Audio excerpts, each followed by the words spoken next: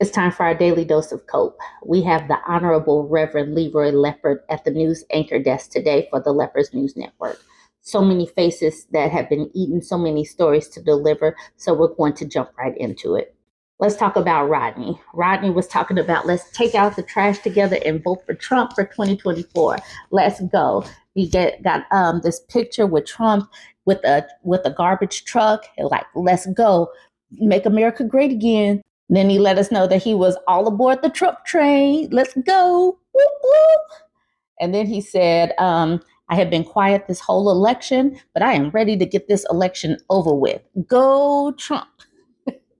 Y'all should know what's coming. Thanks to Elon Musk, and not Donald Trump, but Elon Musk, I am now out of work. I've had a tough time finding a job these past few years. I worked for a company for almost 6 years and was let go when they decided to reorganize their company after another company bought them out. I was unemployed between January of 2023 to June of 2023 until I was hired on with another company. And then I worked with that company from June 2023 until September of 2024. Unfortunately, that company was also bought out, and I was once again let go due to reorganization.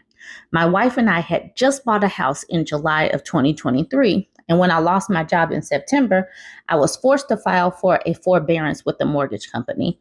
Note that this may be too much information, but I just wanted to point out how tough things have been for us. I was then offered a job with the IRS as of October of 2024 and started working with them until January of this year. That is until Elon Musk and his Doge gang decided to enact this reduction in force for the federal government agencies. Today, we had a meeting with our director at the IRS, who informed our class of new employees that were being let go due to the reduction in force initiative from the White House. This has caused a major strain on our current living expenses, not to mention the number of unemployed federal workers, 70,000, which will probably get up to 100,000, maybe 200,000, is going to make things even harder for me to find another job. I'm not looking for any handouts, but I am asking in return for prayers for me and other unemployed federal workers who all have families that they are trying to support. We are all more than just government employees, where we are husbands, wives, sisters, daughters, sons, brothers, and grandparents. We have bills to pay, taxes to pay, and families to raise just like everyone else. We all deserve to be able to work to provide for our families. Sorry about the rant, but after today, I just had to get this off of my chest. This is what they got for voting for Trump. This is what they got. He's sitting up here asking for prayers. Well, I pray that he and all of MAGA that voted for this, they get it worse and first. I hope that they feel stressed every single day. I hope that they feel this for at least the next 2 years, where they wake up stressed and their cortisol level spikes and their belly fat increases, along with the jacked upness of their belts that's no longer able to fit around their girth. I hope that they have terrible days for the next 2 years at least. I hope they feel all of the stress that they have put on this country, and that the rest of us who voted for Kamala Harris, that our stress level is alleviated as we put it on the backs and the shoulders of these MAGA supporters. In the best gods and goddesses' name, I pray. They shouldn't ask for prayers, because I'm going to give a petty prayer, and I hope that they feel it worse and first. And I mean that sincerely from the bottom of my heart. So this one is titled, Had Me in the First Half. Travis Matthews says, today I found out my neighbor who works for the USDA lost his job. I don't know him well, but I do know he's worked for USDA for the 12 years I've known him. What I do know, I'm incredibly happy for him and his family. I'm glad he lost his career. I'm glad he lost his source of income. I'm glad he got everything he voted for. I'm just waiting to see how long it takes for the Trump flag he's been flying for the last 5 years to come down. That's the kind of energy that I like. I want to see these MAGA people feel it, because they thought it was going to be other people. I need them to feel it so that they can feel the stress, like I said, for at least 2 years. Now, here's Elizabeth Koss. She says 66 days until common sense comes back to the White House. And she said that on November 15th. Then she's like, January 20th can't come quick enough. And now, February 11th Her tune is kind of changing. Donald Trump, can you work on the mortgage rates here soon? I'm supposed to be able to refinance my loan next month, but it still hasn't gone down from when I got it back in August. These rates are taking us out. Come on, Donald Trump. What are you doing, dude? And then now this whole return to office is impacting people. Even these people, even though Elon Musk, who bought the presidency, has said he wanted people to get back in the office. So now she's saying, good morning, Veteran Affairs. Question for you. For those of us who were hired as fully remote workers and then moved outside of the 50 miles of any federal office space, are you going to be paying for us to move again, or are you just putting the burden on us? They're trying to get you to quit, Elizabeth Koss. That's the whole thing. They want y'all to quit. Now she's getting a little bit more peeved. She's saying, me, 13-year disabled Army vet and a VSR with a VBA who goes above and beyond every single day to help veterans, I'm about to lose my job because I can't handle a 3-hour commute. I voted for you and merit-based jobs, not to lose mine. They were supposed to lose their jobs, not me. Elizabeth, yes, you were just inefficient and you're part of the waste that needed to be cleaned up. Now we got Paul Thurber. He says, we need to cut waste, but just because you or Elon have money doesn't mean you know how to do it. You are doing it wrong. You need someone with common sense, not money or ego. I voted for you to fix things, not do stupid things. And then Janet says, I'm all for cutting government waste. My concern is the ramifications of the people who lost their jobs. They still have families to feed and support. The USA unemployment will skyrocket. What's the plan for them? They are planning to send us into a depression. Why else would they cut thousands upon thousands upon thousands of jobs, pull funding for poor people, cut Medicaid? Why would they do that?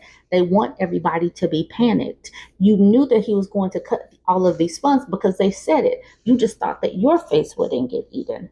And I love that the Republicans are facing backlash because they will have to speak to their constituents because they're going to be asked, they're going to ask to be rehired. They're going to ask to be voted back into these positions. But if they vote to keep gutting everything and not back up their constituents that are losing their jobs, they're going to end up losing their jobs. So this is an article that says Republicans face angry voters at town halls, hinting at broader backlash. And I love that for them. They deserve it. It says, after a month-long honeymoon for the GOP at the start of President Trump's term, lawmakers are confronting a groundswell of fear and disaffection in districts around the country. Lewis Smith, a veteran who lives in East Texas, told Mr. Sessions that he agreed with the effort to root out excessive spending, but he criticized that the way it was being handled and presented to the public. I like what you're saying, but you need to tell more people, Mr. Smith said. The guy in South Africa, maybe from South Africa, is not doing you any good. He's hurting you more than he's helping, he added, referring to Mr. Musk and drawing nods and applause from many in the room. But Elon Musk was there jumping around and everybody's like, billionaires are going to help us out and everything. But now they're saying that they're getting screwed. Another excerpt from that article. During a telephone town hall with Representative Stephanie Bice in Oklahoma, a man who identified himself as a Republican and retired U.S. Army officer voiced frustration over potential cuts to veterans benefits. How can you tell me that Doge, with some college whiz kids from a computer terminal in D.C., without even getting into the field after about a week or maybe two, have determined it's okay to cut veterans benefits? And that's the thing. They haven't. And when Elon Musk goes on his Twitter and talks about how much waste that they're cutting, how have they had a chance to really audit things and really root out things after being there for like 2 weeks? And why is Musk involved in this? He's not an elected official, but these people are allowing him to run wild and these 19, 20 somethings to run wild in our data. Why is that? Why are Republicans not pushing back? I'm glad that their constituents are feeling it, though, so maybe they can apply that pressure to get this wild man under control. There needs to be some pressure. Otherwise, hopefully, the Republican voters get those lawmakers out. Let me know what you think about all of this. Join the conversation, like, comment, and share. There are big things happening across the country right now. The people are rising up in town halls across America. People are fed up and they are showing up and making their voices heard. Watch what happened earlier today when Representative Grothman of Wisconsin tried to tell his constituents that Trump has done some very good things. President Trump has issued a lot of executive orders. I think by and large this is moving very quickly compared to other administrations, and I think across the board he's done some very good things. I think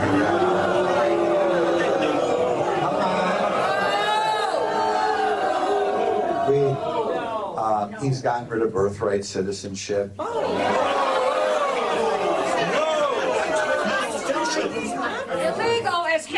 Now watch what happened Thursday in West Bend, Wisconsin, when Congressman Fitzgerald was confronted by his constituents. When will you stand up to them and say that is enough?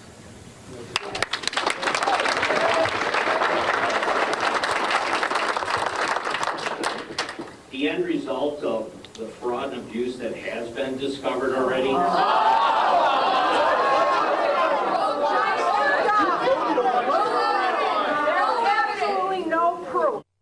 And here's Representative Bice, a member of Congress from Oklahoma, being confronted in a teletown hall by a veteran who happens to be a registered Republican. I'm a registered Republican voter and retired active Army officer. How can you tell me that Doge, with some college whiz kids from a computer terminal in Washington, D.C., without even getting out into the field, after about a week or maybe two, has determined that it's okay to cut veterans' benefits?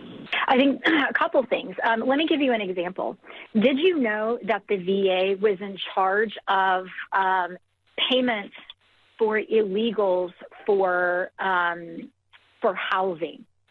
Basically, the VA. No, I'd like for you to send me. Could you send me that reference so I could research that? Because no, I'm not aware of that. And I would tell you that that's a red herring, a false flag. If you're throwing that kind of political stuff up, trying to cut veterans' benefits, that's very alarming to me. Something is happening right now across America. Do you feel it? Let's make sure this happens in every state, and let's keep this momentum going. Remember, you have the power. These politicians work for you. Follow us for more and add the Midas Touch podcast now on Apple and Spotify, and let's fight back together.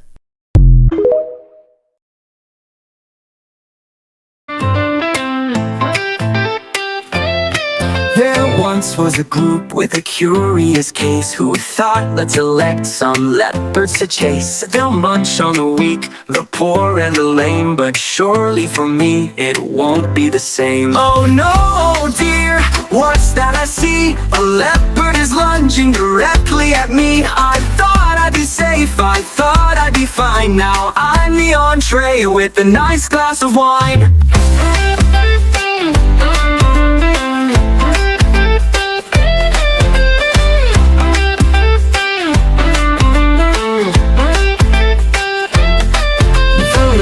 Arrived all hungry and spry, taking a nibble. Oh my, but wait, cried the voters, this wasn't the deal. The leopards just grinned, your face is a meal. So here's a hot tip before you invest in predators, promising you will be next when cheering for feasts. Don't act so surprised when your face is on the menu, freshly tenderized. Oh no, dear, what's that I see? A leopard is lunging directly at me. I thought I'd be safe, I thought I'd be fine. Now I'm the entree with a nice glass of wine. So here's a hot tip before you invest in predators, promising you will be next when cheering for feasts. Don't act so surprised when your face is on the menu, freshly tenderized. So grab a napkin, let's raise a toast to voters who swore they wouldn't be roast. But when you back beasts, don't whimper or cry, 'cause dinner is served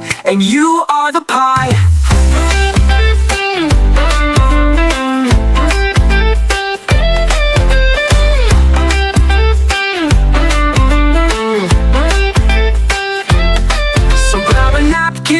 Let's raise a toast to voters who swore they wouldn't be roast. But when you back beasts, don't whimper or cry, 'cause dinner is served and you are the pie.